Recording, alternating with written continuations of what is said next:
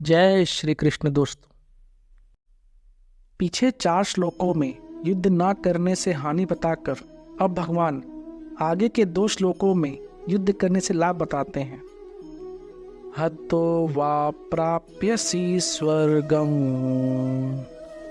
चित्वा वा भोक्ष्यसे महिम् तस्मादुत्तिष्ठ कौन्तेय युद्धाय कृत निश्चयः। अर्थात अगर युद्ध में तू मारा जाएगा तो तुझे स्वर्ग की प्राप्ति होगी, और अगर युद्ध में तू जीत जाएगा तो पृथ्वी का राज्य भोगेगा। अतः हे कुंती नंदन, तू युद्ध के लिए निश्चय करके खड़ा हो जा। सुख दुख समय कृत्वा लाभालाभौ जया जयो ततो युद्धाय युज्यस्व नैवं पापमवाप्स्यसि। अर्थात जय पराजय, लाभ हानि और सुख दुख को समान करके फिर युद्ध में लग जा। इस प्रकार युद्ध करने से तू पाप को प्राप्त नहीं होगा। इसी अध्याय के 6ठे श्लोक में अर्जुन ने कहा था कि हम लोगों को इसका भी पता नहीं है कि युद्ध में हम उनको जीतेंगे या वे हमको जीतेंगे। अर्जुन के इस संदेह को लेकर भगवान यहाँ स्पष्ट कहते हैं कि अगर युद्ध में तुम कर्ण आदि के द्वारा मारे भी जाओगे तो स्वर्ग को चले जाओगे, और अगर युद्ध में तुम्हारी जीत हो जाएगी तो यहाँ पृथ्वी का राज्य भोगोगे। इस तरह तुम्हारे तो दोनों हाथों में लड्डू है।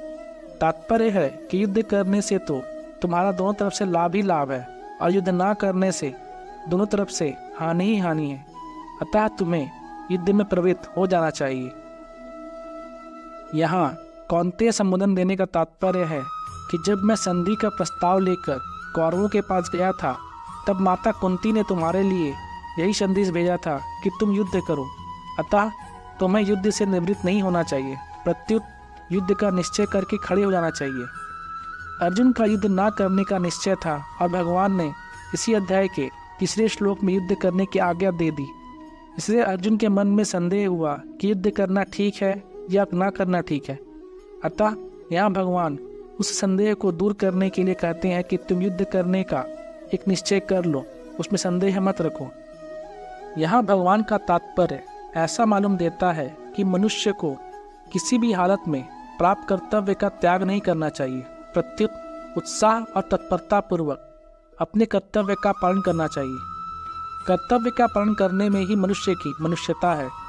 धर्म का पालन करने से लोक परलोक दोनों सुधर जाते हैं।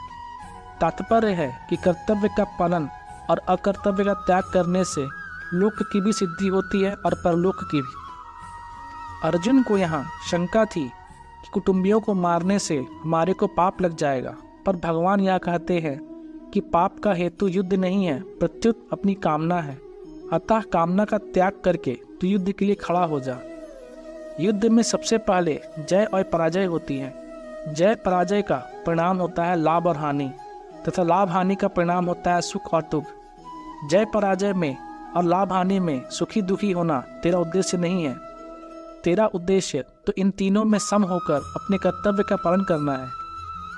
युद्ध में जय पराजय, लाभ हानि और सुख दुख तो होंगे ही। अतः तू पहले से यह विचार कर ले कि मुझे तो केवल अपने कर्तव्य का पालन करना है, जय पराजय आदि से कुछ भी मतलब नहीं रखना है। फिर युद्ध करने से पाप नहीं लगेगा, अर्थात संसार का बंधन नहीं होगा। सकाम और निष्काम दोनों ही भावों से अपने कर्तव्य कर्म का पालन करना आवश्यक है। जिसका सकाम भाव है उसको तो कर्तव्य कर्म के करने में आलस्य प्रमाद बिल्कुल नहीं करना चाहिए, प्रत्युत तत्परता से अपने कर्तव्य का पालन करना चाहिए। जिसका निष्काम भाव है वो अपना कल्याण चाहते हैं, उसको भी तत्परता पूर्वक अपने कर्तव्य का पालन करना चाहिए। सुख आता हुआ अच्छा लगता है और जाता हुआ बुरा लगता है, और दुख आता हुआ बुरा लगता है और जाता हुआ अच्छा लगता है। अतः इनमें कौन अच्छा है कौन बुरा, अर्थात दोनों ही समान है, बराबर है। इस प्रकार सुख दुख में समबुद्धि रखते हुए तुझे अपने कर्तव्य का पालन करना चाहिए। तेरी किसी भी कर्म में सुख के लोभ से प्रवृत्ति ना हो और दुख के भय से निवृत्ति ना हो। कर्मों में तेरी प्रवृत्ति और निवृत्ति शास्त्र के अनुसार हो।